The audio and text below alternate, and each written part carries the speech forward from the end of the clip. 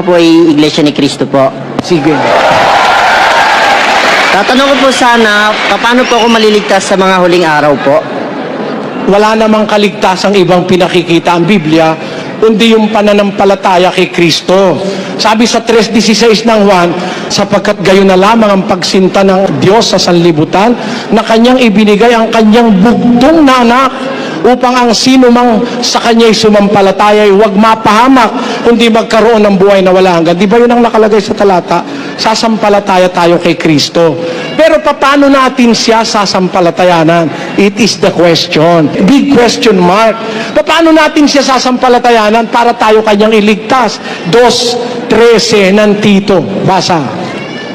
Nahintayin niya ang mapalad na pag-asa at ang pagpapakita ng kaluwalhatian ng ating dakilang Diyos at tagapagligtas na si Hesukristo. Ayun, hihintayin daw natin yung mapalad na pag-asa at pagpapakita ng kaluwalhatian ng ating dakilang Diyos at tagapagligtas na si Hesukristo.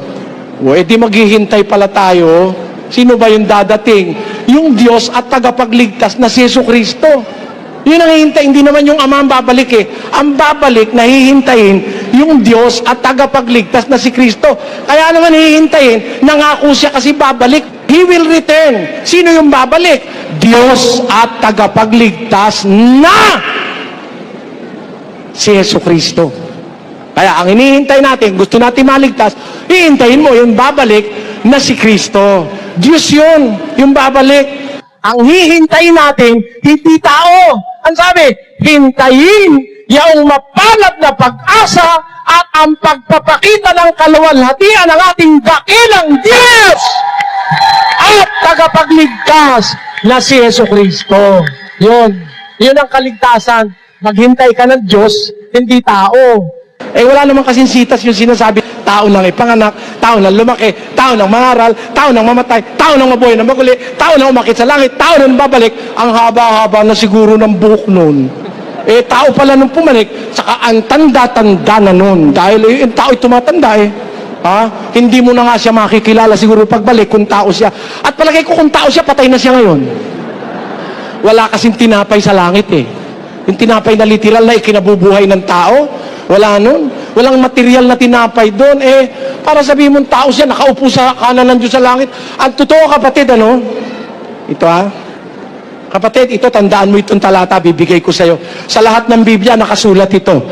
Timoteo 6:16. Na siya lamang ang walang kamatayan, na nananahan sa liwanag na di malapitan, na di nakita ng sino mang tao o makikita man. Yung palang Ama sa langit, hindi nakita yun ng sino man tao o makikita man. Kung si Kristo'y tao, lumalabas hanggang ngayon, hindi niya pa nakikita yung Ama. Ulitin mo yung salata, ulitin mo. Na siya lamang ang walang kamatayan, na nananahan sa liwanag na di malapitan, na di nakita ng sino mang tao o makikita man. Sumakanya nawa ang kagaharing walang hanggan, siya nawa. Amen. Kaya, ang Panginoon Kristo, hindi tao yun. Nakita niya Ama walang taong nakakita kailanman sa Diyos nakita niya Ama. Ano ba naman logic yun? Walang taong nakakita kailanman sa Diyos. Sabi niya, nakita niya.